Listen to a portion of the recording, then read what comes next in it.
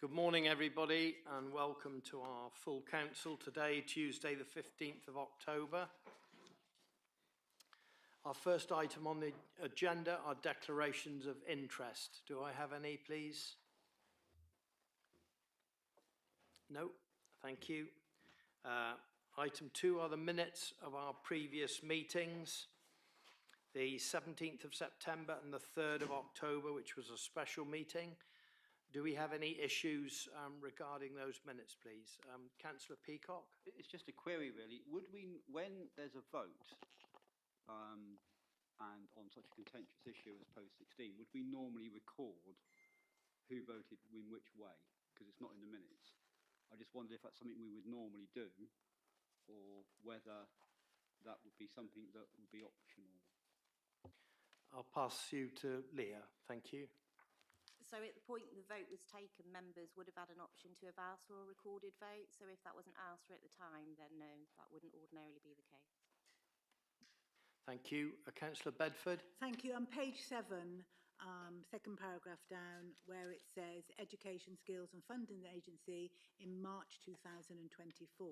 I think I might have said March 2023. Okay, thank you very much. Thank you. Do I have a proposer and seconder, please, for the adoption of these minutes? Councillor Mumford. And a seconder, please, Councillor Marcus. All those in favour? That's carried. Thank you very much. Chairman's announcements, item 3. I just have 2 public meeting notices. First of all, this afternoon at 5:30, we have a public meeting here in the Wesleyan Chapel, which is our St Mary's public meeting. We've already been around all the off-islands for their meetings, and we welcome any of the community here to attend that meeting this afternoon at 5:30. Thank you. And to mention also that this coming Thursday, we have a visit of the Police and Crime Commissioner, Alison Hernandez. So this is this Thursday, October the 17th, and she will be here at 5:15 for any members of the public who wish to come and speak with her. Thank you very much.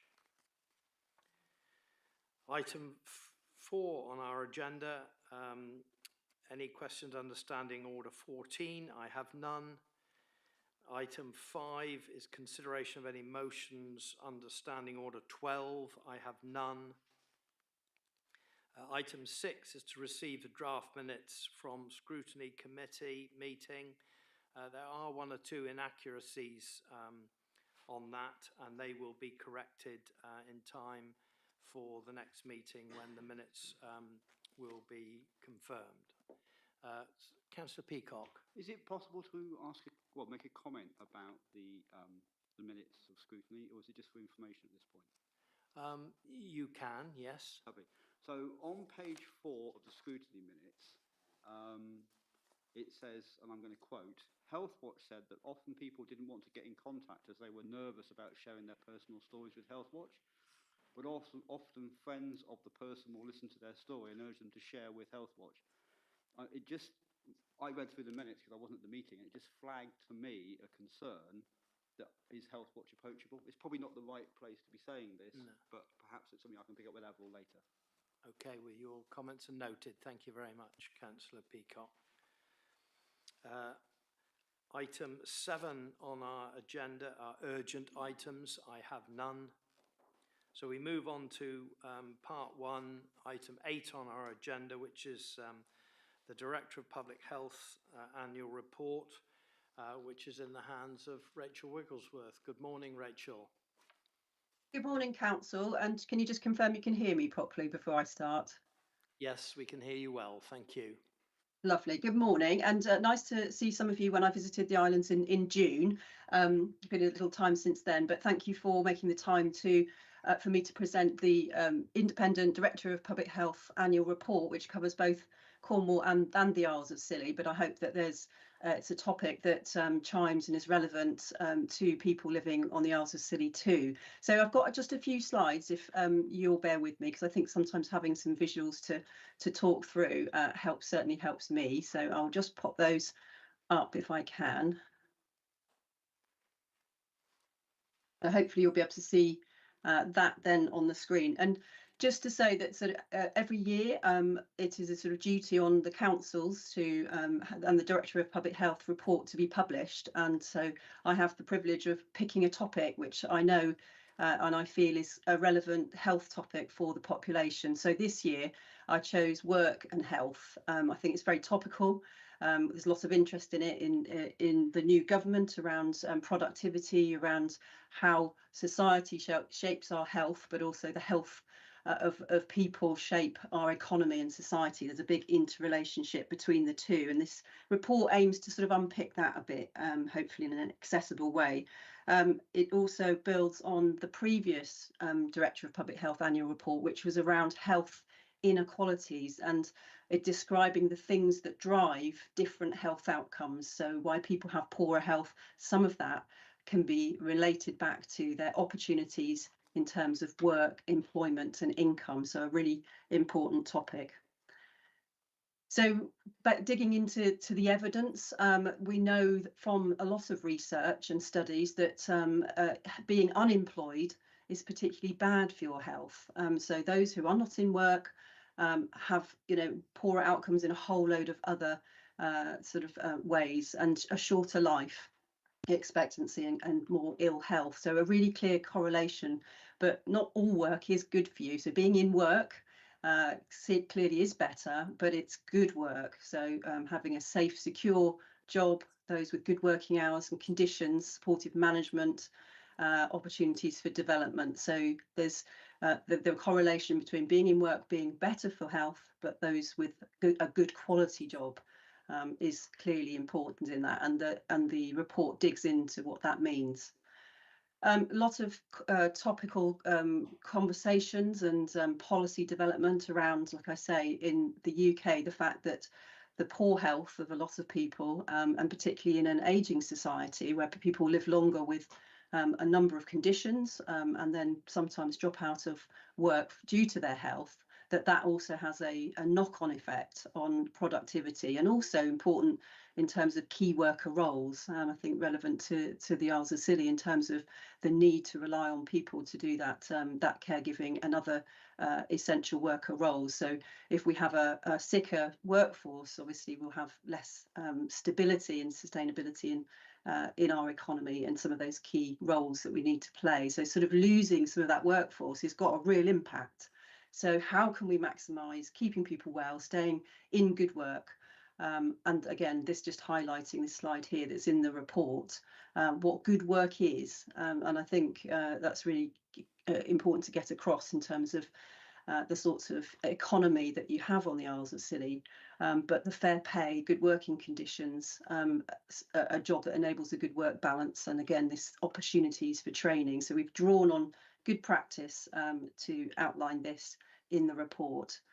And I also asked some people who were further from the job market. So there are many people who need some support to access work. So people with a learning disability or particular health conditions. We asked them what is important about being in work to you. And there's some quotes in the report. And what you find if you read through these sort of responses from people are that they feel being in work gives them a purpose. It's really clear from this. Every single quote almost has something about a purpose and being part of a team and being valued. So people who aren't traditionally, or many people in the past, not considered being able to do productive work, absolutely can benefit from being in a workplace, volunteering, or being supported, or having indeed paid work. And then in the report, there's a range of assessments of the sort of rates of employment, the rates of people who are more likely to be self-employed across Cornwall and the Isles of Scilly, and some of the data there around economic inactivity. And of course, for Cornwall and the Isles of Scilly, a lot more people are what we call economically inactive due to retirement because of our obvious demographic differences, but also clearly inactive due to long-term sickness, and that is a much greater population in Cornwall and the Isles of Scilly together than in England. So that's around 32% of those of working age that are economically active due to long-term sickness. So it is a real problem, both for people who are not then enjoying the benefits of being in good work, but also for the economy. So lots in this report, and I just want to at this point to obviously be aware that we're not able to publish a lot of the data that is specifically for people of the Isles of Scilly, because the national data sets often have to combine the two authorities' data because of the small numbers and the way in which the data is suppressed due to confidentiality, where there may be very small numbers of individuals that could be identified. So always a challenge in the way that we put our reports together to sort of have that balance. And I know it's a frustration for us, specifically for the Isles of Scilly. There is some detail in the report that my colleague has worked on with officers to outline a specific chapter that relates to the Isles of Scilly and work and employment. And it really draws out the key issues around housing and transport. So not just having a job, but being able to get to that job and being able to live near somewhere and have accommodation to access that job.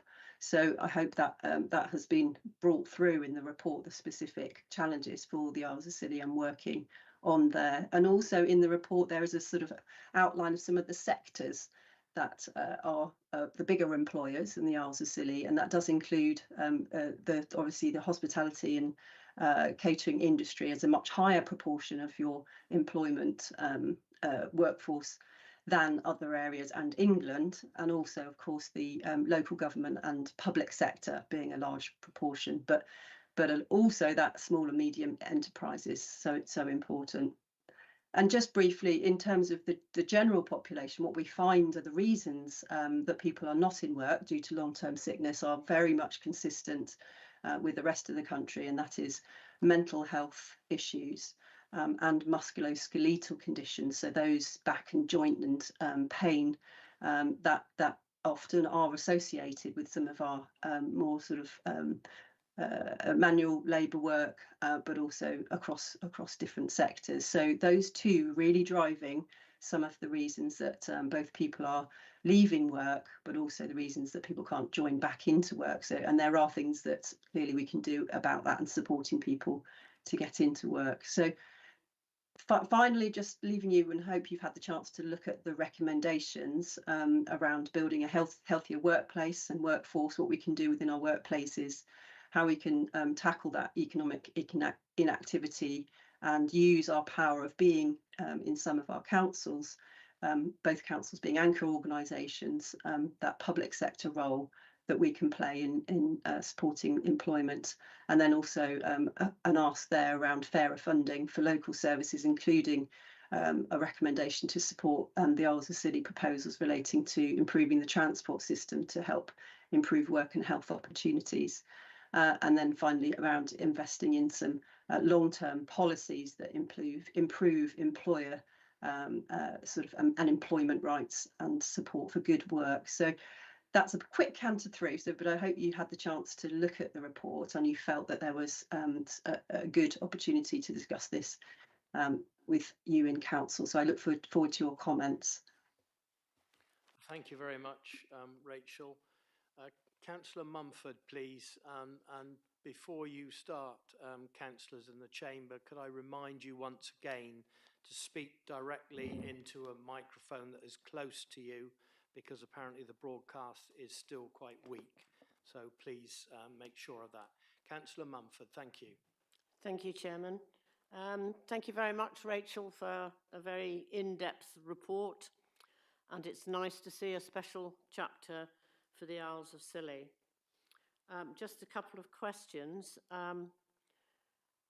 How can you see the anchor institutions in health and care work in partnership with others working here in Scilly? Is this something that we should be encouraging?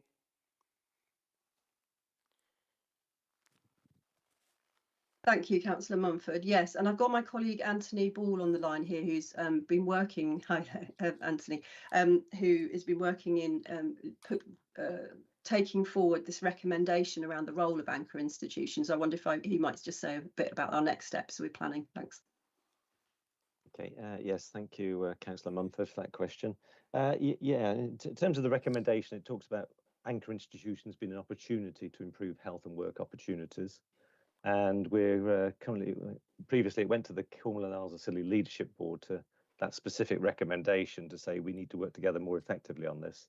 And we're about to issue a survey to all members of the Leadership Board for their views on to assess their current level of effectiveness in terms of working together, and then what opportunities there are to work together for the future. I think certainly, as Rachel highlighted, you got the figures there of economic inactivity, and noting that the data is suppressed for the Isles of Scilly, but I think we see that as an opportunity to see how we can all come together more effectively to try and tackle that, and perhaps address some of the workforce shortages that we're facing. Obviously, as well as being an anchor institution as yourselves, the Council of the Isles of Scilly and the NHS, then obviously if we're working together with Cornwall and other bodies to sort of improve transport and improve the infrastructure and housing opportunities, then those things are going to improve the potential for work on the Isles of Scilly and sustaining that work as well. So I think that's our next step at the moment. So that'll be coming out quite shortly, and then we'll assess that and take a view on how to take that forward then. Thank you. Thanks, Anthony. Can I just add some specific things that you could do as an anchor institution that from examples elsewhere is pay the real living wage to people that are employed by your organisation, and set an example through your commissioning and procurement processes that's an expectation. Obviously that has a challenge. Keeping people well in the workforce, so ensuring that the health and well-being of your staff are something that is put front and centre. Using apprenticeships to bring people in that perhaps might struggle to access work and support them in public sector roles. So there's a whole range of very specific actions, and some of the toolkit that Anthony mentions that we're going to go through helps to explore that. Thank you. And do we have the capacity in Scilly to employ more people with learning difficulties and mental health problems? I think that's a question that you would have to discuss between yourselves in terms of your organisation and clearly within your population. What are the needs of people that aren't in work, and that they may be a variety. So I think that's for discussion locally. Thank you.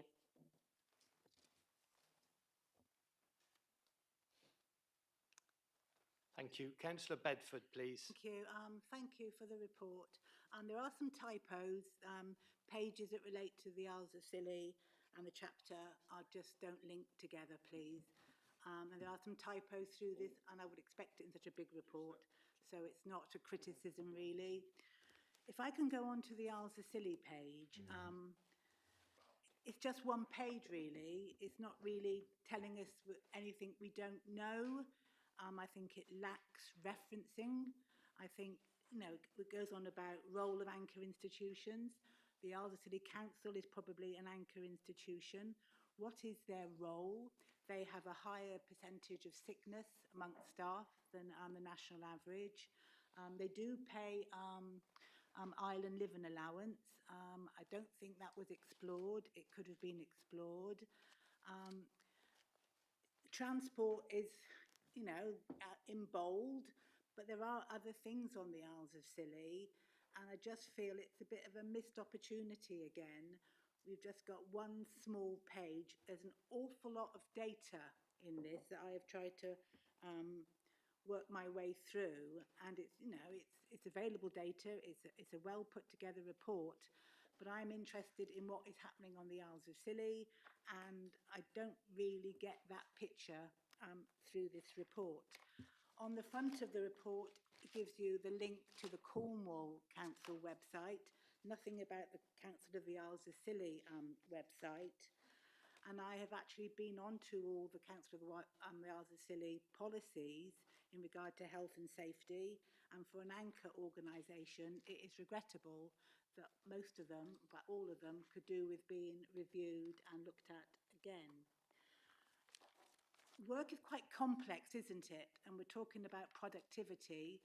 Most of us spend 75% of our life in work, and I think it's far more complex than just saying about our productivity. The evidence says that the Isles of Scilly is the least deprived area in Cornwall, and so there's a mismatch here of the data in what is a lived experience.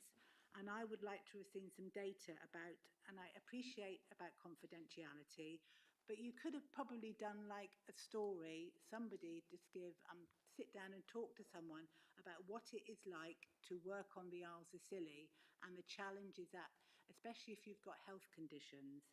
But it's more complex, isn't it? It's about family structures on the Isles of Scilly and the role of the retired person. All right, I'm, 68, but doesn't mean that I'm not productive. I might not be economically productive, but there are roles in society that many of us in later life take up. Involuntary, looking after our grandchildren or great-grandchildren, and even as counsellors, there's quite a few of us that are knocking on. But we do have a role in society, and productivity is not purely about money. So I just think it's good in parts, but once again, I just feel like the Isles of Scilly is somewhat, it's focused on things that we know, transport, housing, that we've heard again and again, but I would have liked a better picture of the lived experience. Thank you. Thank you. Rachel, do you want to come back on that?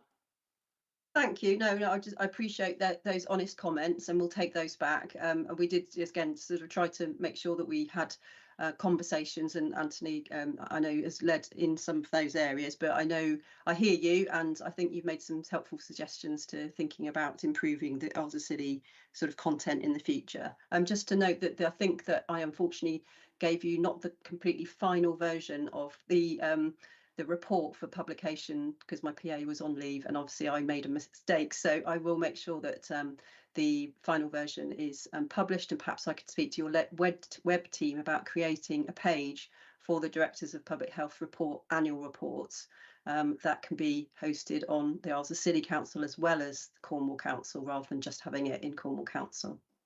Thank you. Thank you. Anthony, you've got your hand up as well.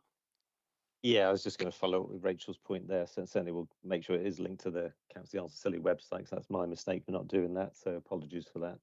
I'd also say as well, even though the report is published, it does become a living document as well. So it's not something we just sort of put on a shelf. We sort of evolve it through that the year then to see what has been achieved. So certainly the comments that have been raised there, we can factor those in and sort of look at how we evolve it further. And particularly the comments there will help in terms of that anchor institution discussion as well, because obviously, as we've said, the Council of Scilly can play a big part in what it spends locally and what it influences locally as well as working with other authorities. So but thanks very much for those comments, really helpful. Thank you. Councillor Grottek, please. Thank you, Chair. In response to Councillor Bedford's comments about the website, which I think are valid, we are, as everyone knows, looking at the formulation of a new website. So actually it's a very good opportunity to think how we might work better to put in a section focusing on this report and about the wider issues that she mentioned. So I think that was a good point.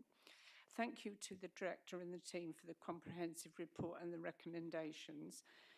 As noted, our small cohort sizes will always make it difficult to evidence the island's unique challenges, especially when data is amalgamated. But the report does show a positive starting attempt to discuss and flag more about the pressures health-wise in a more meaningful fashion on Scilly than has been done in the past, when we have actually complained quite volubly about the Cornwall-centric focus of the joint report, which in a way is understandable given that there are so many more people living and working in Cornwall, but it is, I think, a welcome start. The small section on Scilly is very welcome, and a recognition of the wider determinants of health that we have here, especially around housing, employment and lack of choice in both areas. I was very pleased to note the section on transport availability and cost and how it impacts on health and opportunity, and especially our pressures in the winter do need to be most urgently addressed. And the possibility of hopefully being able to use the helicopter service for medical appointments is one that I hope we can do more work on. I hope we can keep this report to hand as we work to promote awareness of the need to take greater responsibility for both personal and public health areas, especially in prevention. This can make such a difference, and here we need to work very closely with health colleagues. I'd just like to instance two very positive appointments recently that I think are making big difference. Social prescribing and wellbeing practitioner is a role that I really welcome and I believe has made a big difference. And also we now have a great improvement in access and care with a resident physiotherapist that is making a very real impact. And this shows, I think, how report recommendations can be delivered at a local level. Thank you. Thank you. Councillor Williams, please. How close do I need to get? Sort of roundabout? No, I find it an interesting, relevant report as well. I think the local references and the dedicated chapter are a good step forward for us and alleviate some of the concerns we've voiced previously. I'm encouraged by the recent workforce survey that the council has done, and it's had some positive views and is clearly a step in the right direction. There are clear messages within this report about how a healthy working environment can influence other aspects of life in and out of a workplace, which I think we're all mindful of. In almost every discussion I have, the demographics, the ageing population of Scilly, the recruitment and retention challenges come out loud and clear, and again they're picked up in some of the aspects of this report. I was interested on page 31, references to the Care Leavers Covenant and how other areas are supporting looked after children. I'm also aware of how some local authorities have a fostering friendly status to support the recruitment of foster parents and the supporting foster parents. So perhaps as we go through the day and have discussions later this afternoon about corporate parenting, that might be something we touch upon. I found the childcare section relevant to lots of aspects of local life. And again, that recruitment and retention issue of qualified staff is a challenge for our childcare providers this summer. The main childcare provider was only open 3 days a week when pretty much everyone is in full-time occupancy and employment, so because of their recruitment and retention challenges. So again, that's something which allows or prevents employment. So having good quality, affordable, reliable childcare is certainly a cornerstone of aspects of the work we're trying to support. The sections on disability and mental health I thought were useful. I might ask Anthony and Rachel about the recommendation about the health, the work and health partnership, what that would look like, what that would mean, what that would do. That's referred to in chapter 9. Yeah, last month we spent a lot of time talking about post-16 provision, the expenses, the cost that families incur with that end of the education cycle. But there was lots of references in here to maternity, and I don't think we should take our eye off the ball in terms of the cost that some families face when having to have their babies on the mainland, the travel accommodation, potential loss of earnings, all those sorts of things come at a really challenging time for some young parents. And although I'm aware there's been some improvements recently, it's something we need to just be totally aware of going forward. It can set a family up for a very difficult start to family life. And again, the role of how the Health and Wellbeing Board and Integrated Care Board drive some of this change is something which I feel we need to be acutely aware of. I think we all recognise there's some challenges in how our voice is heard at those strategic levels and how we are treated at that sort of higher level of strategic decision making. So that's something I think we need to be mindful of. But generally, I think the council has increased some capacity around public health recently. Abby's doing some workshops in a few weeks' time to try and raise the profile of public health across the workforce and with some of the councillors. So I think going forward, I hope that role is a link between what Rachel is leading strategically on the mainland and what we're doing on the ground over here. Thank you very much. And Rachel or Anthony, would you like to come back with Councillor Williams's questions? Thank you, Rachel. Thank you, Councillor Williams. And yes, the work and health partnerships, I think we were specifically referring the Cornwall and Isles of Scilly ICB applied for a national pilot around supporting people that are just gone off sick and are very sort of could be supported to stay in work. So they've just secured that and are rolling that out for the next 2 years. And I understand that will include creating more of a strategic partnership under the sort of growth agendas for the councils. So I think it's early days. There is a named lead, Jessie Lee, who's just been newly appointed to the Integrated Care Board. So I'm very happy to sort of share further information about that and how that would relate to the Isles of Scilly. Thank you very much. Anthony? Just to add to Rachel's point, that partnership has started to meet, and there's a meeting this afternoon, so it's very timely because I'm going to that meeting later on, so I can certainly flag up some of the Isles of Scilly issues at that meeting to make sure they are start to be represented and recognised. Thank you very much. Councillor Peacock, please. Yeah, if I can just pick up on one point that was made about real living wage, and it's really a question for our executive here. Is this council a real living wage council? We've got no HR support today, but from memory, I think when we've looked at our posts, they are all above the real living wage levels. So all our positions are above that minimum level. Because obviously the islands themselves are heavily dependent on tourism, and we are well aware that tourism obviously increases the chance of people being paid less than the real living wage. I just need to make sure that as an authority, we are leading the way on this, and hopefully we can raise standards throughout the islands. Thank you. Councillor Marcus, please. Yes, thank you for the report. It's really good to see the Isles of Scilly featured on the front cover and to have its own section, which is improvement from last year, I think, as Councillor Bedford pointed out. And on the Isles of Scilly page, it's interesting to read the council's working with the government to develop permanent solutions, which include long-term concessionary fares for essential employees and health visits from the mainland. So I look forward to seeing how that pans out. And it's also worth noting, I think it's worth pointing out that really interesting statistics on page 23 of the report about the employment by sector. Nearly 25% of employment on the islands is in public administration, education and health. So although we are really reliant on tourism, 25% of the workforce is employed by the very anchor organisations that you talk about later in the report.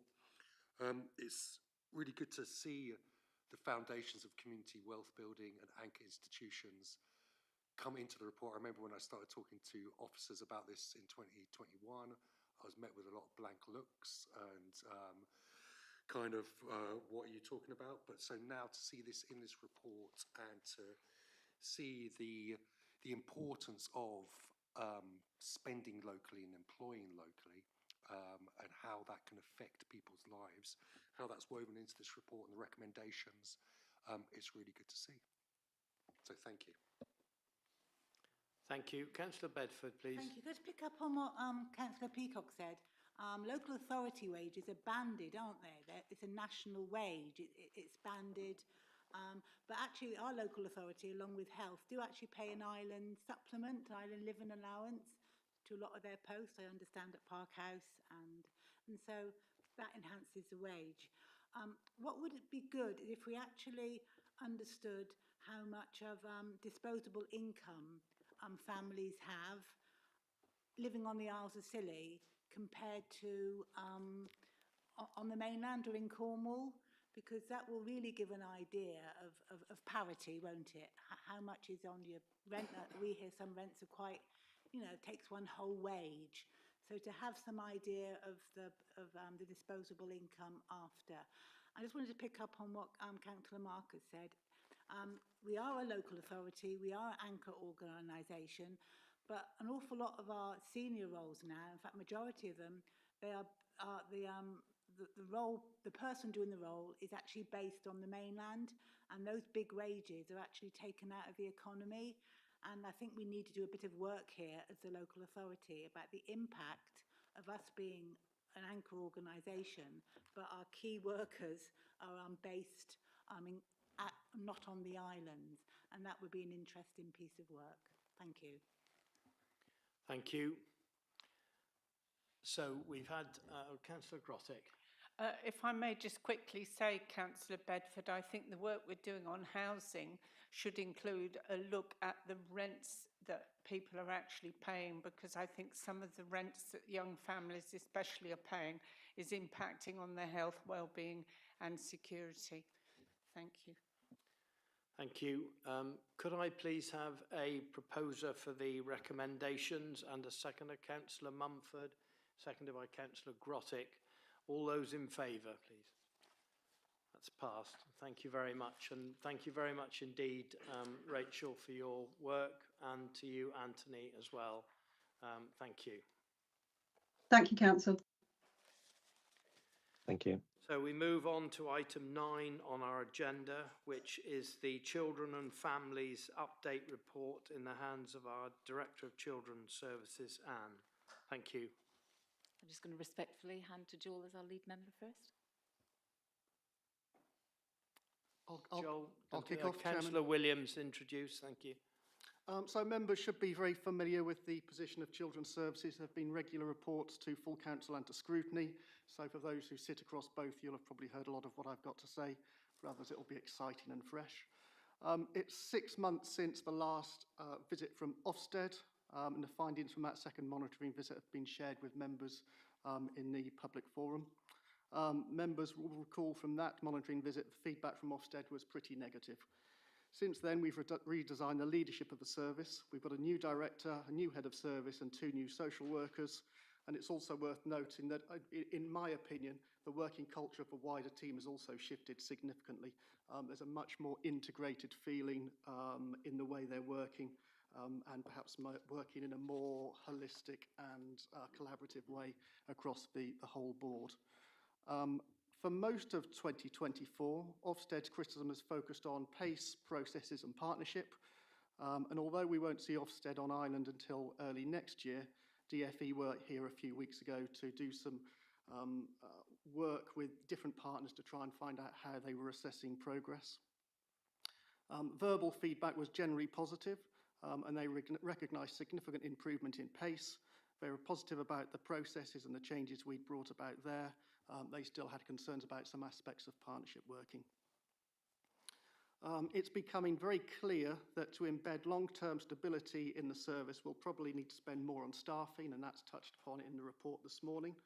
And I recognise this comes at a time when we're probably facing budget pressures across the whole organisation. We are making progress on our IT and case management system. That's Mosaic, that's referred to in the report. Quality assurance work is progressing well, and we've been unpicking some of the SLAs we have to ensure they're effective and offering good value for money, and that's again referred to in the report. The effectiveness of some of our SEND partnership working still concerns me, and we're going to be inspected on this at some point. We're not sure when, but it's going to come, and we need to be mindful of that in our conversations and the work we're focusing on. Work is ongoing to refresh the improvement plan. It's almost 12 months old. It's a RAG-rated document, and when members see it, they'll be potentially concerned there's still a lot of red and amber in there, which indicates just how far we've got to go. But I'm confident some of those reds will turn to amber and some of those ambers will turn to green as we move forward. Communication is touched on as a priority. And I met with Councillor Grottick. We met with some Year 10s last week or the week before and had a good conversation about some of the work they're doing and some of the work we're doing. And I'd really like to think about, and we can touch on this perhaps at Improvement Board later, we've done a little communication newsletter for partners. I'd love to see us think about how we do a little statement or a newsletter for local children and young people, tell them about what we're doing, and give them a bit of background on the work that's going on behind the scenes and how they can support and that side of things. We have our improvement board later today and corporate parenting workshop later today, which I hope members will be able to attend. And finally, I just wanted to congratulate and say well done to young people who went away to judo and rowing competitions this week. They did incredibly well, gold medals in judo and national championship sort of titles in the rowing. So again, there's all sorts of background noise going on behind the scenes, but young people are doing some amazing things. So I think it's good to recognise that in public too. Thank you very much, Councillor Williams. Anne? Thank you, Councillor Williams. I'm really happy just to take any questions on the report. It's my usual style to present this to you, so more than happy to have any questions. Councillor Bedford, please. Thank you, Anne. It was just a couple of queries, really. There's one thing that really worried me in this report. It says on page 3, 3.1, analysis of referrals to Council of the Isles to Leith Statutory Children's Social Care shows they are well-meaning but are still muddled.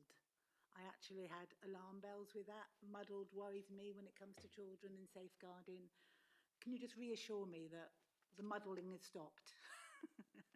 So we've got what to do in the partnership, Yeah. and the phrase muddled is used in relation to the application of the levels of need threshold matrix, which is, you know, it's across Cornwall and the Isles of Scilly. We, as a partnership, have got some work to do for local partners to understand the application of threshold, to have a social work intervention, and for us to do some work around, you know, early help assessments at source. So for the school, for example, to be able to do an early help assessment when they're worried about a child, or for the health visitor or school nurse to do that. And we're doing lots of work on that. And we've got, you'll see in the report, we've got some workshops set up for November. So my assurance to you is that whilst we may receive some muddled worries, because children make you worry, I'm really confident about our application from our statutory intervention around the right levels of intervention from social work. Thank you. Another question was, the annual conversation meeting will focus on the evaluation of social work practice. Additional topics covered include education, particular focus on alternative provision. Can you just clarify what you mean by alternative provision, please? Well, that's about children who have special educational needs, and whether their needs are fully met in the context of the current education provision on the island, and then how else we might be able to meet some children's needs who may struggle. And that's a live piece of work that we've got going on now. Is that fully funded from the government then, and then is it reallocated to the school? How does that work? No, it has to do with education, health and care plans. Yeah. And actually whether we've got the resource and the provision on island to be able to meet a small cohort of children's needs. Okay. And the other thing I was going to ask you about was the term local authority designated officer, and it's presently, I believe, commissioned from Cornwall. Is that still the fact? I know you've looked into some service level agreements, but that's really a very important role. Is that something that you've taken up, or is that still with Cornwall? LADO is an actual function, and so that's a service level agreement with Cornwall, and that continues in place. And you're happy with that? Yes. I know you've looked at that. And sorry, the other thing was, you referred to quality assurance frameworks twice in your priority for the next 3 months. I have actually looked up, tried to get the council's quality assurance framework, and for the children with special educational needs and disabilities, the only one I can find is 2019-2022. And the other one for the assessment of children, young people and families is 2015. Is that correct? So we're doing lots of work around our quality assurance activity. You'll know that that was a significant issue from the inspection last year. QA is really important. It helps us to know what we don't know and to be assured about it. So we're right in the middle of rewriting some of our policy and process in relation to QA frameworks. Now, your priorities next 3 months. When I first met you, you really impressed me about something you said. You said you walked around the island and you walked down to Congorval, and there was nothing about saying children. This is where, you know, no heading, no signage. Is that something that you're going to address quite quickly? Because I thought it was a really good point, because you asked us all, to, when we go walking around, see how we refer to children. And it did actually stick with me. I'm really glad about that. So you'll see in my report we've talked about Yeah. some recruitment that we just advertised then. We've actually appointed to our Strengthening Families youth role, and we're just onboarding that person. That'll be a significant part of his work. And the only other thing was, as you've actually touched on that, I have been through all the policies on children's services, as you would expect me to. And as you're quite right, a lot of them are out of date, need tweaking. And you've got a big piece of work here, so it's not a criticism, it's a massive job.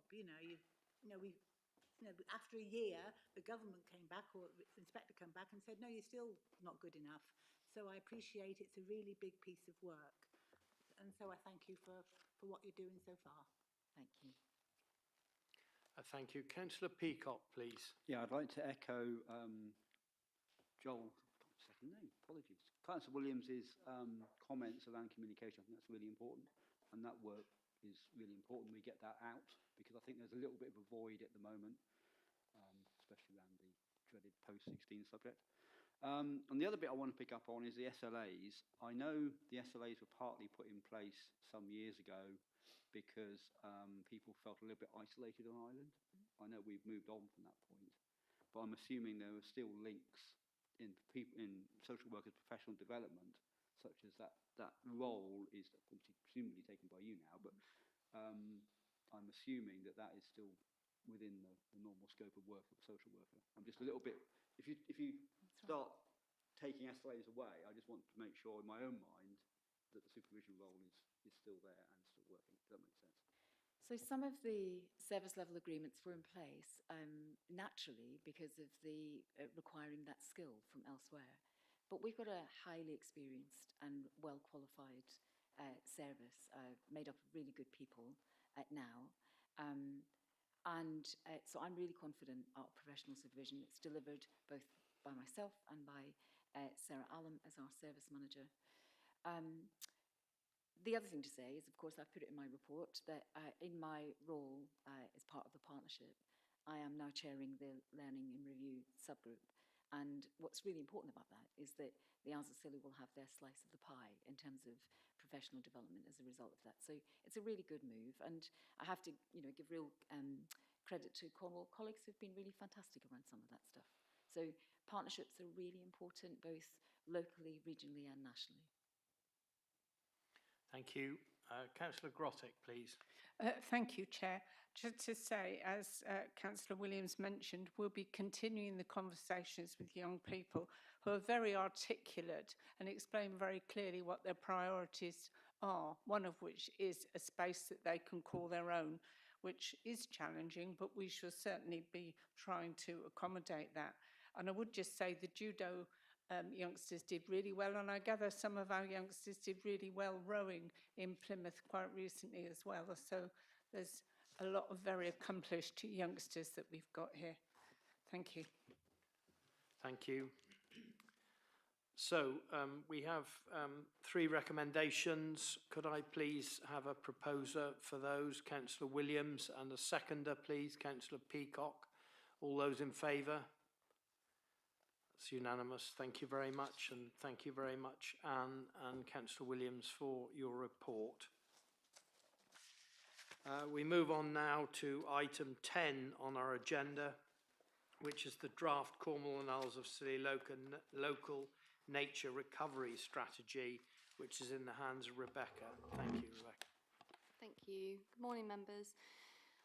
So this paper presents to you the draft local nature recovery strategy for Cornwall and the Isles of Scilly, and for members to approve the draft for public consultation for a period of 6 weeks starting in November of this year. The LNRS is a statutory document as set out in the Environment Act 2021 and works towards achieving government targets for nature's recovery. The LNRS sets out priorities and maps the most valuable areas for nature.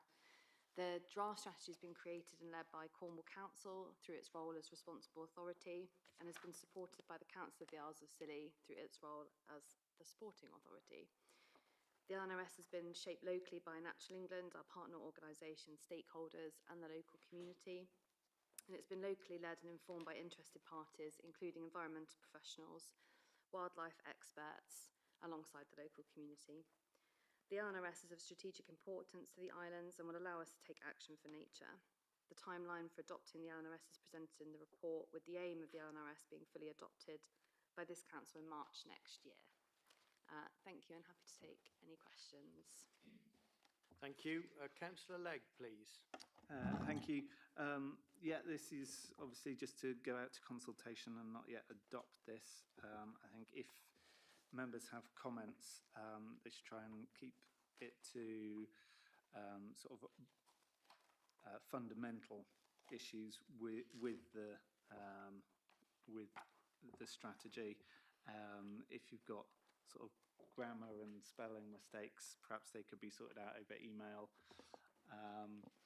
And I think it's important to note that the opportunity mapping is not prescriptive. It's not saying this land must be converted. It's not even saying it should. It's just saying these areas are the best places that could be changed if that is in the will of the land manager for that area. Thank you.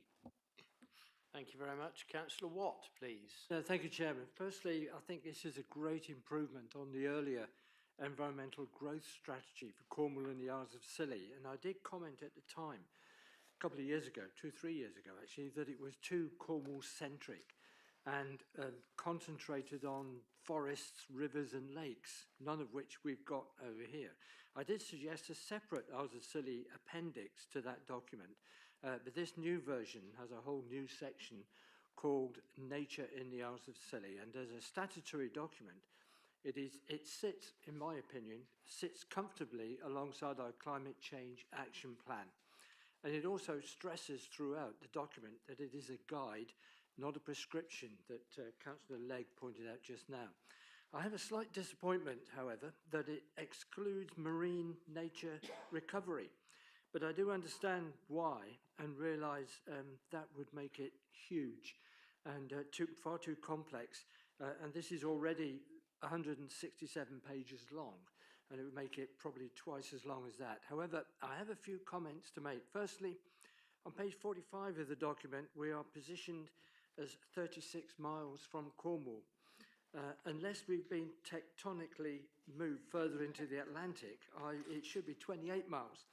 And even if the word miles is substituted or replaced with kilometres, it's still wrong, because 28 miles equals something like 45 kilometres, so that needs correcting the distance. Secondly, on page 48, it says we have, and this is important, we have 11 marine conservation zones. In fact, we only have one with 11 subsites. The reason is DEFRA, when these were established in, forget how long, many years ago now, DEFRA had a minimum size for marine conservation zones. I think it's something like 500 square metres, and ours are far too small. So they compromised by combining the 11 sites into one MCZ. Thirdly, on page 61, elm woodland, I think, this is a typo, I'm sure, I think Dutch elm disease killed millions of trees and not missions of trees. And finally, on page 130, it mentions control of feral cats on Briar, Tresco and St Martin's. How dangerous is this? At first I've heard of it, so that's all for the moment. Thank you. Thank you very much, Councillor Watt, for your very astute observations. Councillor Legg, please. Just to come back on the marine extension, we did wish to, the Cornwall Isles of Scilly Local Nature Partnership did wish to extend it to marine, but yeah, DEFRA said no, you can't. Which is why we have also developed marine, I've lost the name of it. It's a marine network plan as well, which you can learn about.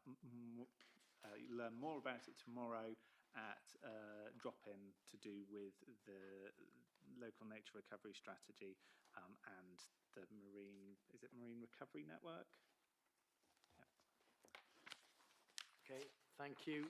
Councillor Peacock, please. Yeah, just very quickly, pick up on Councillor Watt's comment about feral cats. The reason that's in there is pretty important, actually. As people will be aware, Snagness was made rat-free back in 2013, and we have a bird called the storm petrel, which only nests in a few locations in England. And all the storm petrels on Snagness are now been eaten by feral cats. So that's probably why we're highlighting that, and I think that's an important aspect to come through. We have a significant issue with having removed the rats, particularly from Snagness, and I know, talking to my Wildlife Trust friends, that there is an implication perhaps to do the other islands, and I think it's important that whatever we put in place means that items such as feral cats and other species that are invasive are removed from nature. Thank you very much, Councillor Peacock. Councillor Bedford, please. I'd say thank you, Rebecca. I learned so much I did actually read well. I ploughed away through most of it because it is big, isn't it? It's a big document. But it's a really phenomenal piece of work. I actually learned a great deal about our islands and our nature. But what has come over for me is the key message about what can we all do as individuals, about getting that message over. When I go for my daily swim, I take a bag with me and I pick up plastic, usually the plastic cups from the Mermaid. But, and I just think, what can we all do, that one action that we can all do that can improve things for the next generation and the generations after? So well done. It's a really good report, and I did learn a great deal. And I did pick up on the fact that Scilly has suddenly got a bit further away from Land's End, which will... but that much. Thank you very much. Thank you. So could I please have a proposer for the approval of this draft, please? Councillor Peacock, seconded. Councillor Legg, all those in favour? It's passed unanimous. Thank you very much. And thank you, Rebecca, for your report, which was excellent. And we move on now to item 11, which is our Commercial Waste Service report, which is in your hands as well. Thank you. Thank you. So this paper presents to members a new commercial waste service to be implemented from the 1st of April 2025. The subscription service has been developed following the Commercial Waste Service Review, which highlighted a number of issues with the current service and will ensure businesses have the opportunity to segregate recycling in line with approved service changes from March next year. The service subscription model has been developed to ensure the council breaks even the service, to ensure full cost recovery, which is in line with the council's medium-term financial strategy. It's important to note that alongside the proposed changes to the commercial waste service, the council is working to improve and address service costs, namely at present by seeking more sustainable and affordable waste and recycling disposal contracts, and of course future opportunities that may present from other contracts, such as the marine waste haulage. The new pricing structure and approach is designed based on the council's costs to run the service, feedback provided by businesses to the survey, as well as the council's own collection data. Assumptions have been made of weekly waste arisings, seasonality of waste volumes, and the frequency of waste and recycling which is presented. Modelling assumptions have been set depending on business type, with an allowance given to each business of that type. Businesses will be able to tell the council which services they want to take up and will be issued with a fee to cover the cost of the service, as well as new waste sacks, recycling sacks and commercial waste tags, so that we're able to identify that waste. Prices for the service are generated through a flexible and interactive database, which takes account of the assumptions and the service costs, and that's administered through the Environment Service team. Indicative costs are provided for members within this report, but it's important to note that these prices reflect the current service costs, which we hope to reduce next year overall, following disposal contract changes and in future other contract opportunities, which I mentioned. Communicating the changes will be important so businesses are given time to fully prepare ahead of next season. Officers are working to prepare letters, press releases, news website content, a welcome leaflet and drop-in sessions for businesses. Enforcement, of course, will remain an issue for the council, but we will step up enforcement by changing the service, and it will give us a better understanding of who our customers are, rolling out new branded commercial waste sacks and tags, ensuring enforcement is dealt with better on the off-islands through the new off-island waste management contracts, increased spot checks made by waste operational managers across the islands and through our waste collection operatives on St Mary's.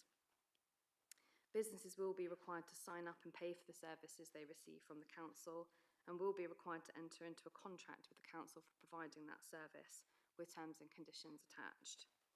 Overall, these service changes will ensure the council breaks even and allows businesses to fully segregate their recycling in line with the strategic service changes.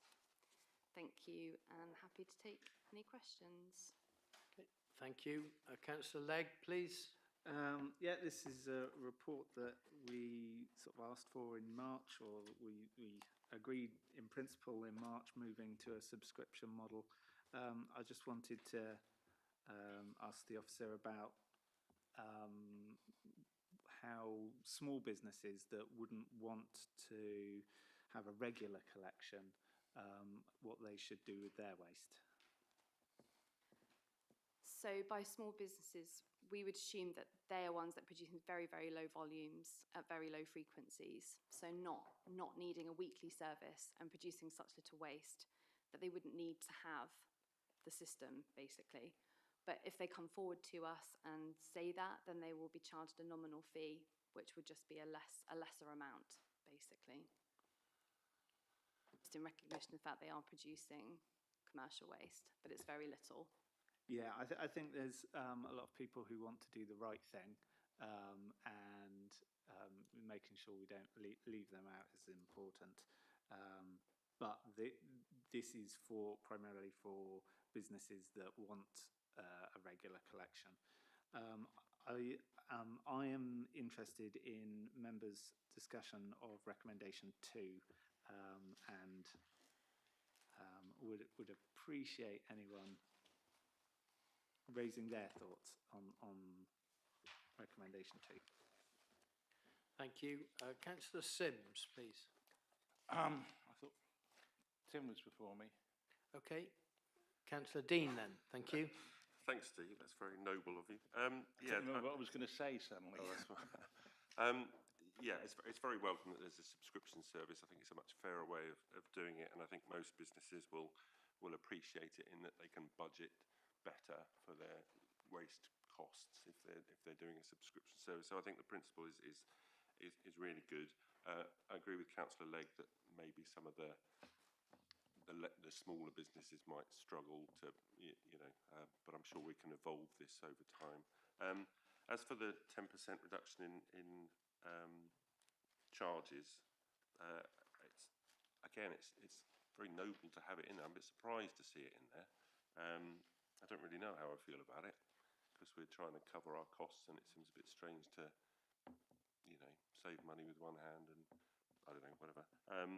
So I don't know how I feel about that. But on that, if we renegotiate our waste contracts in 25 and 26, will we carry on with that, or will we, because we've reduced the charges, will we need to carry that on?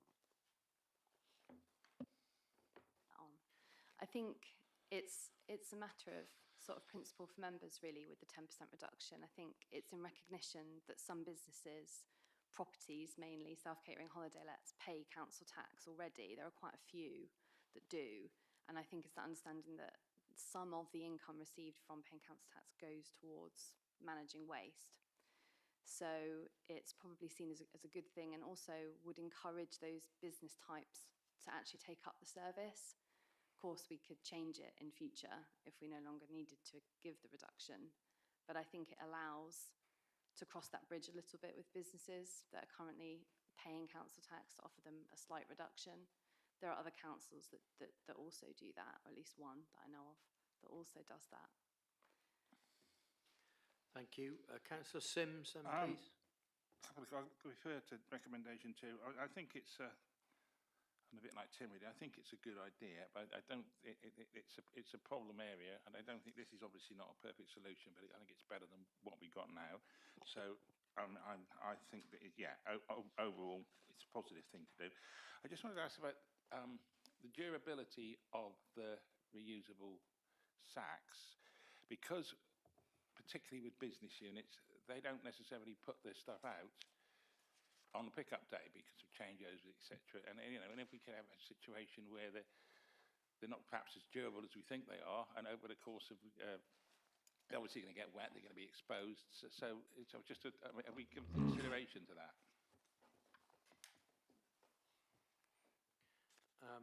Councillor, thank you. Oh, sorry, thanks. Yeah, so these bags are durable. They are long-lasting and weatherproof as much as they can be.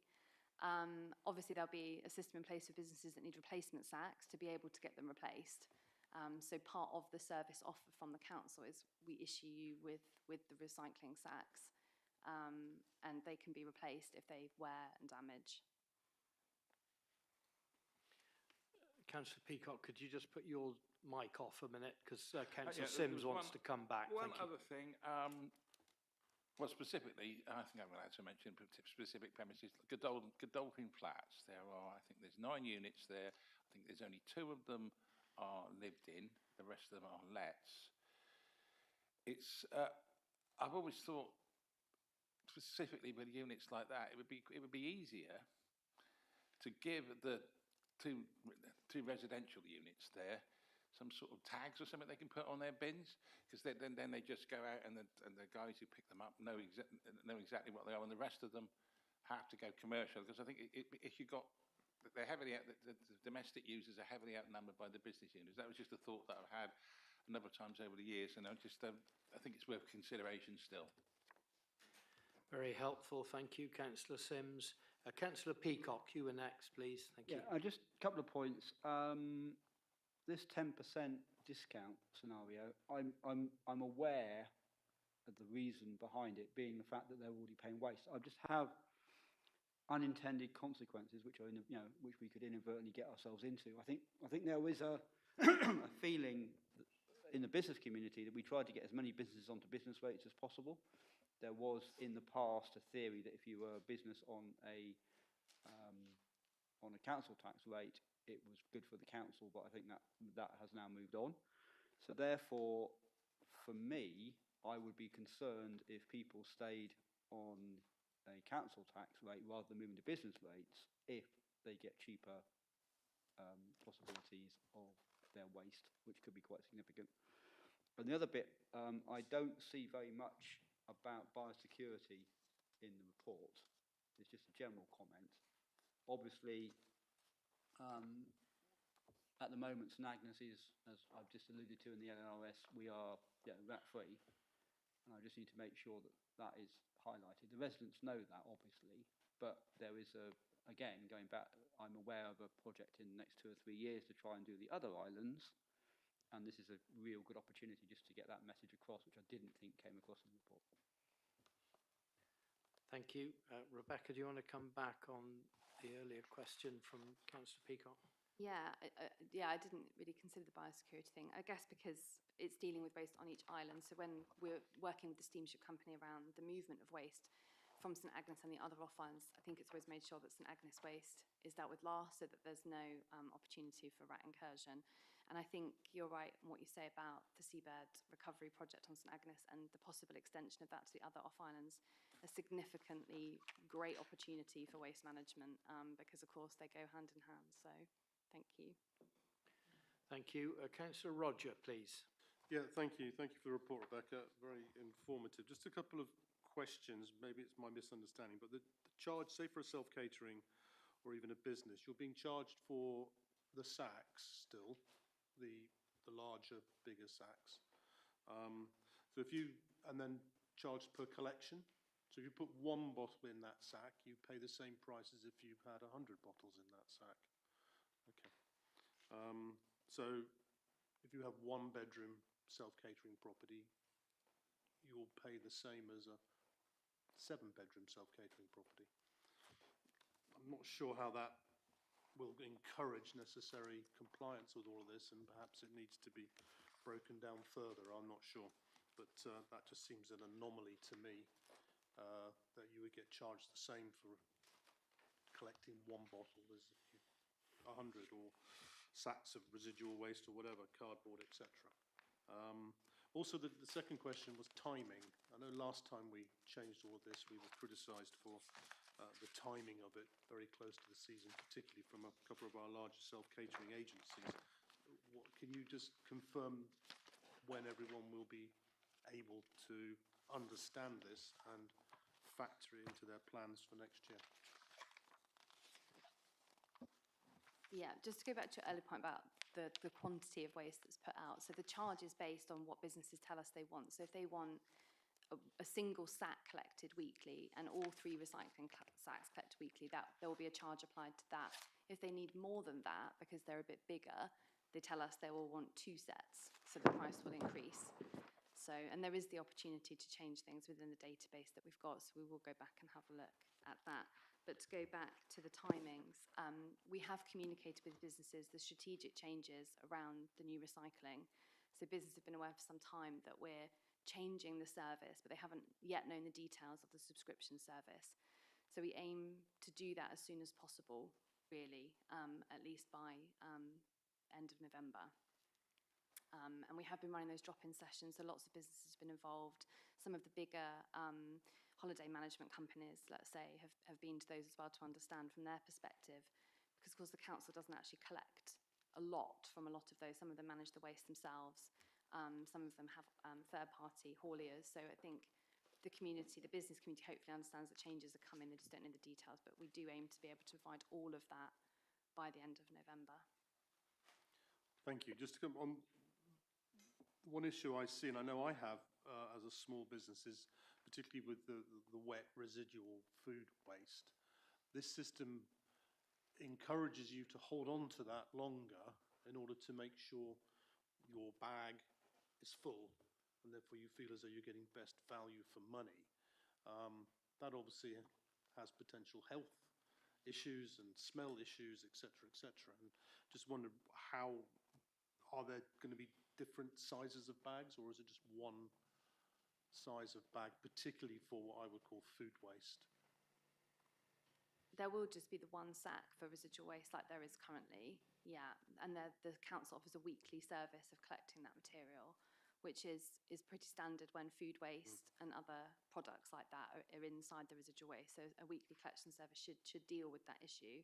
And if businesses have residual waste that needs collecting weekly, they can put it out weekly and have it collected. They shouldn't have a build-up issue, but I see what you're saying around maximising the sacks, as it were.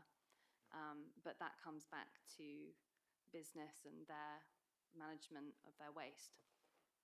Okay, thank you. Thank you. Councillor Marcus, please.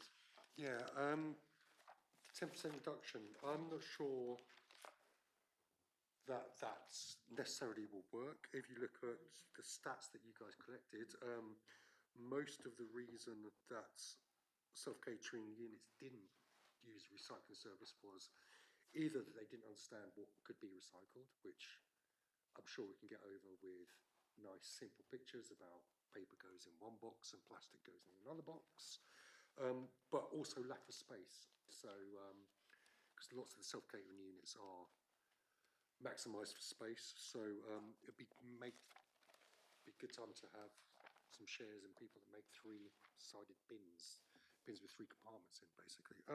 So I'm not sure the 10% reduction is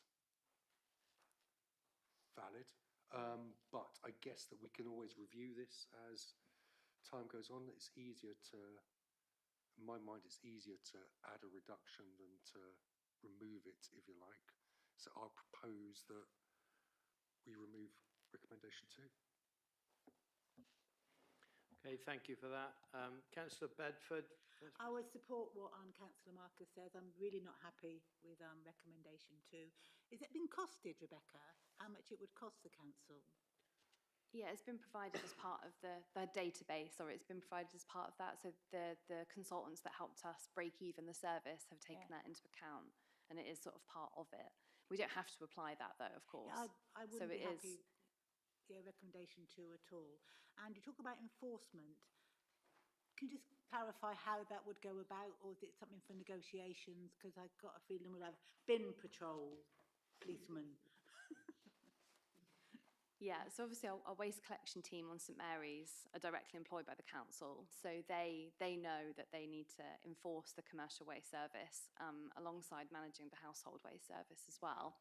So they would do that by visual inspection of the waste to be able to see whether or not commercial businesses are using the council issued sacks.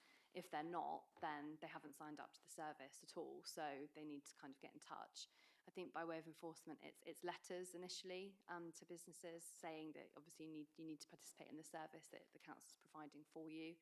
And if businesses still fail to do it, then their waste won't be collected essentially by the council. And similarly on the off islands where we have more challenges around waste enforcement because we don't directly employ staff, it's subcontracted to individuals living and working on the off islands. The waste management contracts for the off islands are due to be reviewed this winter to go out to tender again in the spring next year. So there's an opportunity within those contracts to tighten the enforcement side of things around businesses, either where they've got a collection on St Martin's or whether on the other off islands they're bringing waste to a central facility so that they can monitor that better through contract management. More spot checks, absolutely, from the council's directly employed waste managers, going to the off islands more often, checking, doing spot checks for businesses, just making sure that people are doing the right thing, and generally positive encouragement really to try and get businesses to do the right thing. When we talked about this policy, before, the council didn't know which places were holiday lets and which were residential. There isn't that data. Is that data now available? I know it changes probably weekly every time a property is sold, but how is that monitored? So we've done quite a lot of work over the past year and a half, I would say, trying to get a better understanding of what are businesses and what are households. I think the collection teams know that best because, of course, they're out collecting all year round and can understand the householder side of things a lot more. But ultimately, we have to use the council's registers for council tax and business rates and scouring the internet really to understand further which are businesses and which aren't. But that's obviously resource heavy. So we do what we can really to try and understand which are businesses and which are households. Thank you. Councillor Legg, please. Councillor Roger was asking about sort of businesses with regular large amounts of food waste, and I sort of wanted to point out that businesses can use other providers to get rid of their waste on a more regular service. So they can do both. They can have the subscription service to get rid of recycling and small amounts of residual, and use a commercial service for getting rid of large amounts of food waste, which will then be charged by weight, is my understanding. So you kind of get the best of both worlds in that situation. I know there was possibly a recommendation to not do, or a proposal to not do recommendation 2. Of course, it works the other way round. We just need to not propose it. If no one proposes recommendation 2, then it doesn't happen. And with that in mind, I'd propose recommendation 1 and 3. Thank you. Councillor Sims, please. I'm just coming back to recommendation 2. It is an approval in principle, and the main reason for it is to encourage commercial waste payments, really, to encourage people who are actually not doing it at the moment to come in on it. So I would actually happy to propose recommendation 2, because I think it's something that needs to be examined. And there was, and just regarding enforcement, I think the obvious thing with enforcement is at some point you don't get your stuff picked up, which is quite a powerful way of doing it. It's much easier to enforce in this particular instance something like this than it is, say, with planning, because nobody's going to take your house away. Thank you. Councillor Marcus. Yeah, can I just ask about, you mentioned third parties on St Mary's. So this new service, the separation of recycling, that's going to apply to those people that use the third parties as well, because this is going to be enforced at the gate as well. So all businesses are going to have to separate their recycling come March. Yeah, and that's going to be communicated. That's correct. Yeah. So the way that we accept material, recycling material at the off-island bring sites and on St Mary's will have to be segregated. Businesses will no longer be able to use single-use sacks to contain their recycling in. They'll need to be all fully segregated. Okay, and all businesses have been communicated that fact? In the sense that we've said there are changes in the service from March next year. Obviously, when it comes to what third parties roll out for their customers, we can influence and help, but that's up to them really to encourage that. But those third party hauliers that exist on St Mary's know that that's happening. Yeah. Okay. Thank you. So I've had sorry, Councillor Grottet. Yes, just a quick hope that as a council we can support plans to register all accommodation businesses. I believe there were plans that the previous government had in place, and I think the new government apparently might be sympathetic to continuing the work, because actually knowing what we've got on an island, especially like ours, has wider implications than just the waste service. It does allow us to plan other services, knowing what we've actually got and who is trading and doing what. So I just hope that there are wider implications and that we can support any moves in that area. Thank you. Thank you. So I've had a proposer and seconder for an amendment to the recommendations, which is to withdraw the second recommendation. Could I please have a show of hands, please, who wishes to vote for that amendment? That's carried. Thank you. So, Leah, are you happy that we withdraw that? Chair, I think it would be better if we took each recommendation individually, Okay. see if there's Fine. a proposer and seconder, and then go to the vote on those recommendations, and then two would naturally be decided upon the vote. Thank you. We will go with that. I just didn't want to ignore the proposal for the amendment, that's all. So we will take the three.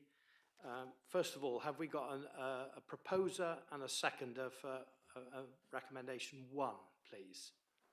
Councillor Legg, Councillor Marcus. All those in favour of recommendation 1? That is carried. Thank you. Recommendation 2. Do we have a proposer for recommendation 2 and a seconder, please? Well, I do propose it. I don't think it's going to get seconded, though. Do we have a seconder for recommendation 2? No. So recommendation 2 fails. Recommendation 3. Do I have a proposer, Councillor Legg, and a seconder, please? Councillor Sims.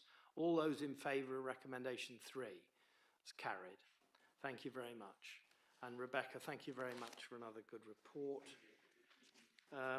Finally, from you, Rebecca, please, we have item 12 on our agenda, the household waste collection policy. Right, yeah. So this report presents you the household collection policy in relation to the collection and management of domestic waste arising from households. This policy outlines the commitment by the Council to manage domestic waste, as well as communicating the actions required for all householders to participate fully in the service. This policy includes collections made directly by the Council on St Mary's, collections made on St Martin's, and where residents are asked to dispose of domestic waste at Bring sites on Briar and St Agnes. This policy reflects the way the service has been run across the islands for many years and incorporates the segregated recycling services, which will be delivered from March next year. The policy supports the direction of travel for improving the commercial waste service by placing a limit on the number of waste and recycling sacks householders can present, which is in line with more nationalised waste management, where household waste is contained commonly through wheelie bins, as a way to limit the amount of residual waste households produce and to further encourage recycling. Thank you, and happy to take any questions on the report. Thank you. Councillor Legg, please. Yeah, this is really just sort of rationalising what we currently do. So, I mean, I'm happy to propose the recommendation. Thank you. Councillor Peacock.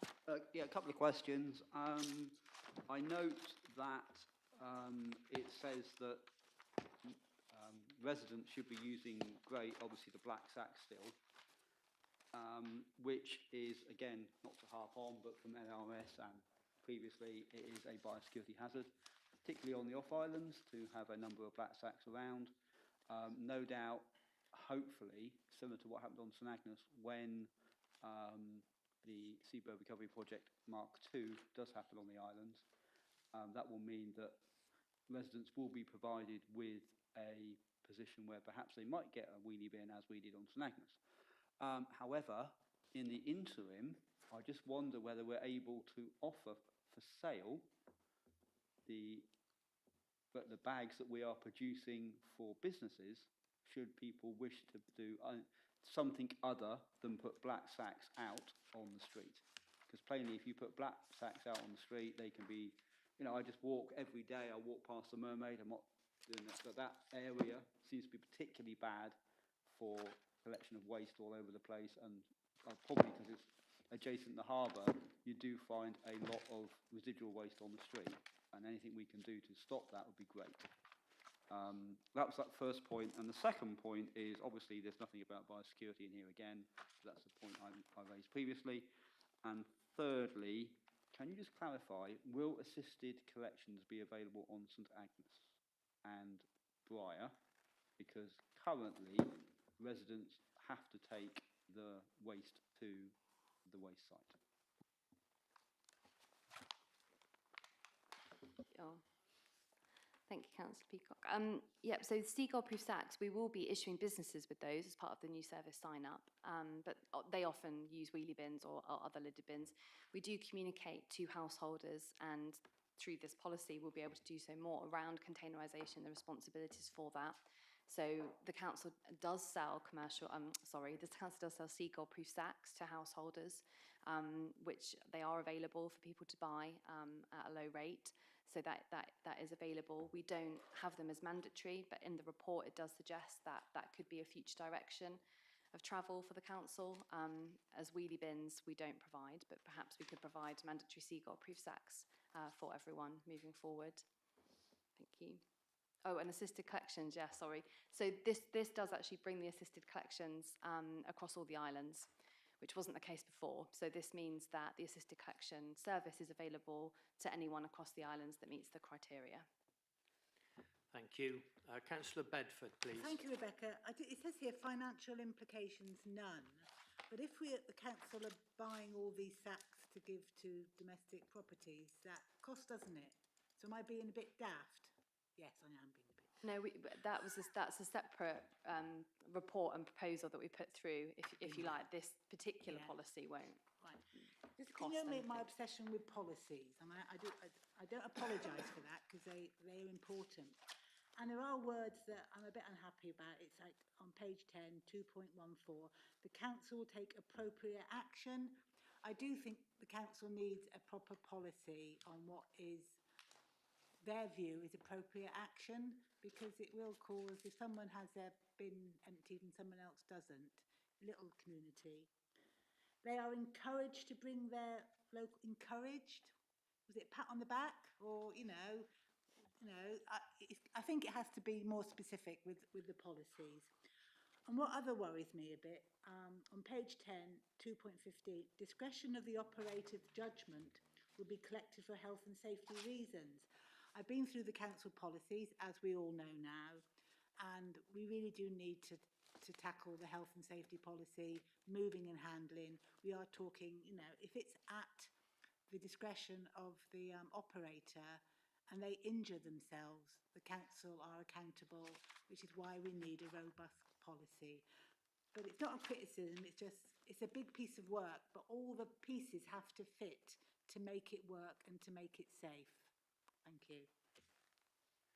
Thank you. Councillor Sims, please.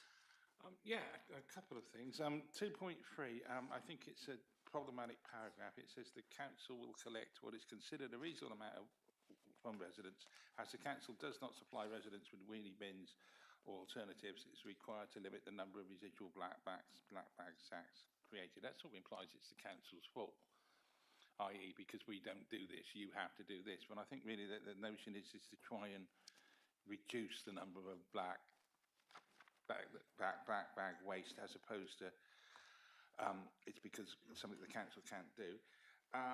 Another thing that I did notice, the list of acceptable things for black bag waste, it doesn't include ash. compliance, which is quite a lot of people do. I did actually ask a couple of years back if ash was acceptable. Is ash acceptable? Because if it is, it should be in there. I can check that and we can amend it. And the other thing is, now mostly, I think it's my own experience, it's just one bag, really, one bag of black waste, but occasionally it goes more. And the issue, and then because we have an open fire for a start, is weight. Now, I could jam loads and loads of stuff into a black bag, and it would just be the one bag, or maybe two bags, it'd be fine. But if you get a situation where you can still do it, but it's going to make the bag too heavy. I mean, I've had conversations with the guys who pick it up. One in particular, one guy, and they do moan about them being too heavy sometimes. So I've always been very aware that it's best to spread it out sometimes. But then if you're not going to get it picked up because you've got too many bags, it creates an issue. So I think that too hard a line on this two-bag thing will be a problem. And I think that the guys on the going around can judge whether people are acting appropriately. If there's 3 bags and they're quite heavy, 2 bags would be too heavy, if you know what I mean. Thank you. Councillor Marcus, please. I kind of disagree with that. I think Councillor Bedford's point before, we need sort of clear lines which are enforceable so people don't make value judgments when they're doing stuff. I think so. I was going to ask about the 2-bag limit, that you're going to strictly enforce that across the island? We'll do our best to. Enforcement, as I said before, is a challenge. It's easier on St Mary's, but it's more challenging on the off-islands. But if this policy is approved, then we will include that in the off-island waste contracts to make sure that they're vigilant to how much is being disposed of and that the policy, if approved, stands, and that's what it should be doing. Okay, cool. And I was just going to ask about assisted collections as well. Is it worth working with colleagues in adult social care and the health service so people don't have to fill in a separate form for the waste service as well, just to make sure that everything's linked up, because filling in forms is really annoying. So, and if we don't need to do it, if other people have got that information, then we should use that as well. Thank you. Councillor Dean, please. Yeah, thanks. Yeah, you've got a little bit on section 7 about communication. Communication is obviously the key with all these things. Whenever the waste system changes, there seems to be an awful lot of grumbling about, oh my God, now I've got an extra bag to fill, I don't know what to put in there. So I'd really encourage us to do as much communication and as early as we possibly can before this comes in next March. The other question is, when are we going to get rid of the bottle banks then? Well, I think obviously when the glass collection comes in, that will be a good opportunity to reconsider the provision of the bottle banks. Yeah, I think there's some people who still like to be able to recycle bottles, particularly in town. The issue we've got currently with the Wreck-A-Bite is that we need that back for the summer for the boat parks users. So if there's a bottle bank to remain in town, we'd need to find a location for it to go in, which was an issue before. So we may have to come up with an alternative for that if we keep them. Did you want to come back, Councillor Dean? Councillor Sim, thank you. Yeah, I was just going to say that when we talked about this before, we talked about one of the big benefits of this was that we would be able to take away the bottle banks, which would stop the back doorway of businesses in particular using bottle banks to dispose of their commercial waste. So I would suggest that we get rid of bottle banks as much as possible. Thank you. Councillor Sims, please. Just coming back to the 2-bag things. I mean, I think it's going to be fine for most people, but there are some, admittedly not many, but there are some larger households over here. Now, larger households will inevitably produce more waste, and I think that they, unless there's some sort of latitude given, they could be unfairly penalised. If you've got 7 or 8 people living in a house, it's a lot different to 2. You're not necessarily going to get 4 times as much waste, but you might get 2 or 3 times as much. But larger households will be able to request additional bags of recycling. Thank you. Councillor Marcus, please. Yeah, just about the bottle banks. So we've just approved the commercial waste strategy, which is going to include glass recycling. So that's all going to be picked up. And now we're approving the residential waste strategy, which also includes glass recycling. So by that count, there's no need for any bottle banks, full stop, really. So why are we keeping them after March? I think it's to allow for some on-the-go type material. Lots of people drink sometimes on Holgates and have glass bottles at the end of that. We don't have glass in the little litter bins because we can't collect it in that way, for example. So it was just something to consider perhaps. But I completely hear what you're saying, and initially that was the thought around the bottle banks, absolutely. But we had a lot of kickback when we removed the can banks and we brought in mixed recycling as well. So I'm just mindful of that and the reasons why. I think so go for it. Get rid of those eyesores. They're horrible. We can get something much nicer in place next to the toilets. So, yeah. Yeah. Okay, thank you. Do we have a proposer, please, for the approval of this collection policy? Councillor Sims, seconded. Well, I think I already proposed it, but I'm happy to again. Apologies, Councillor Legg. So, proposed Councillor Legg, seconded Councillor Sims. All those in favour? That's passed. Thank you very much indeed, and thank you, Rebecca, for all your work. Item 13 on our agenda is the flag flying protocol.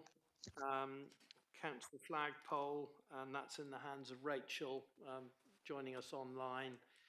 As with Russell, you've had travel issues, Rachel, so thank you for joining us online. Thank you, Chairman. I'm pleased to introduce the proposed flag flying protocol for our council-owned flagpoles. The purpose of the protocol is to provide clear guidance on the appropriate use of flags on our council-owned flagpoles.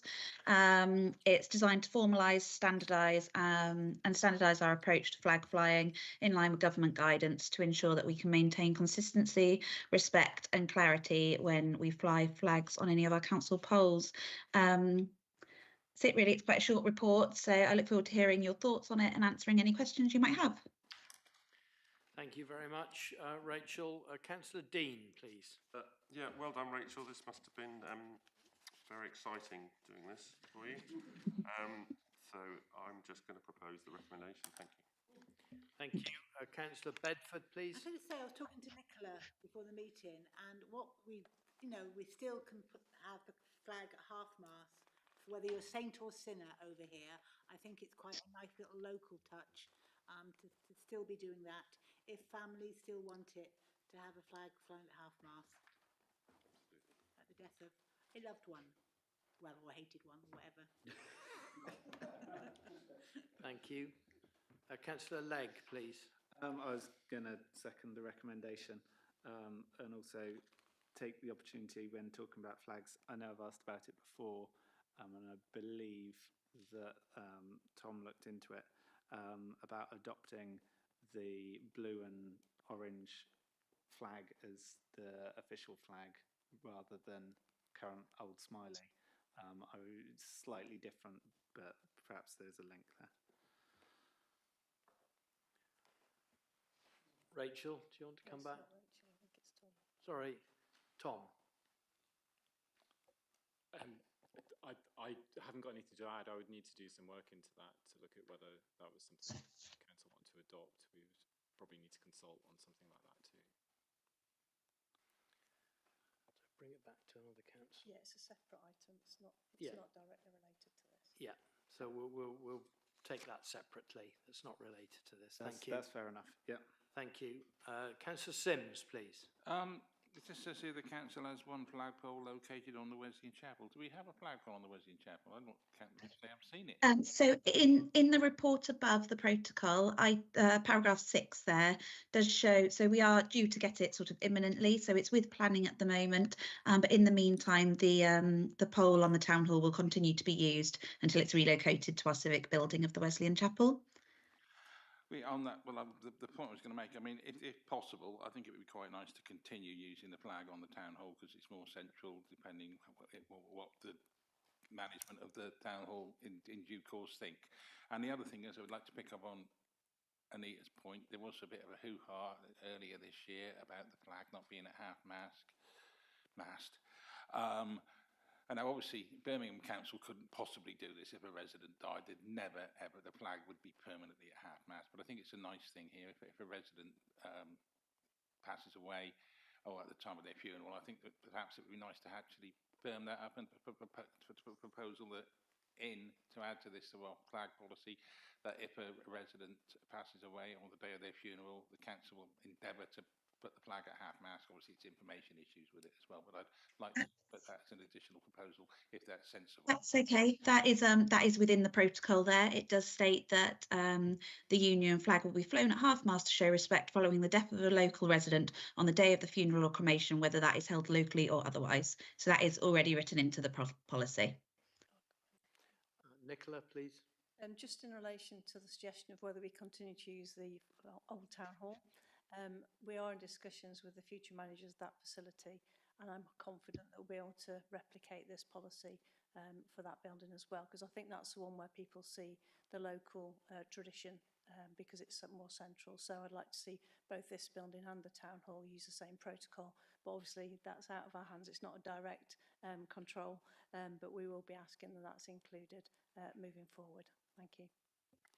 Thank you very much. So I have a proposer and seconder for the adoption of this protocol. All those in favour, please.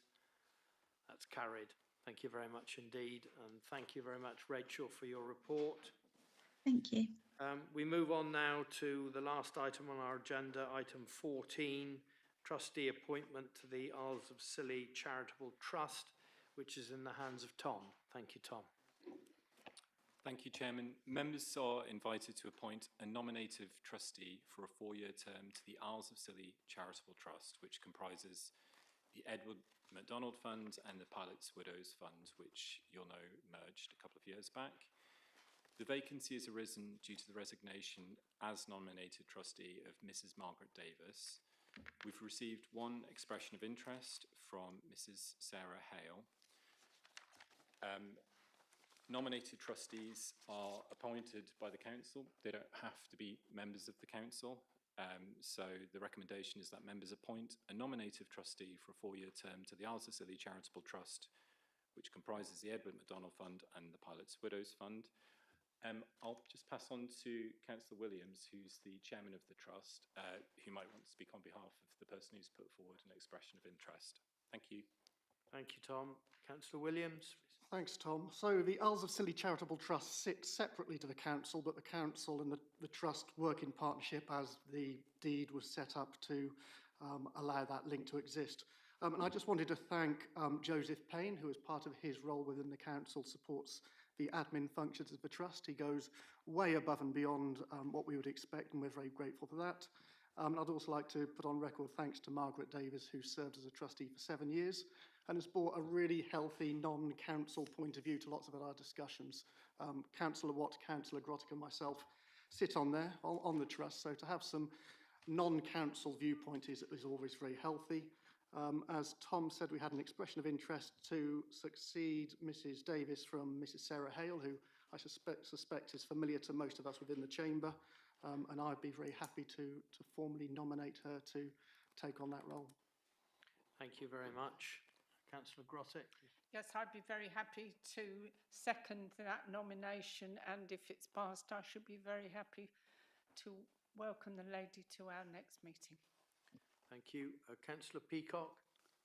If there was more than one, well, there isn't in this situation, but just a bit of a sort of policy question for me, it did make me think, if there was more than one expression of interest, how would the council have dealt with that? Well, I presume we would have to have a show of hands for each candidate, Councillor Peacock. Okay, thank you. So we have a proposer and seconder for Mrs. Hale. Could I please have a show of hands in favour of that appointment? That's carried unanimous. Thank you very much. And thank you very much, Tom, for the report. And thank you, Councillor Williams, for that. With that, I will close the meeting. Thank you very much indeed. To remind everyone about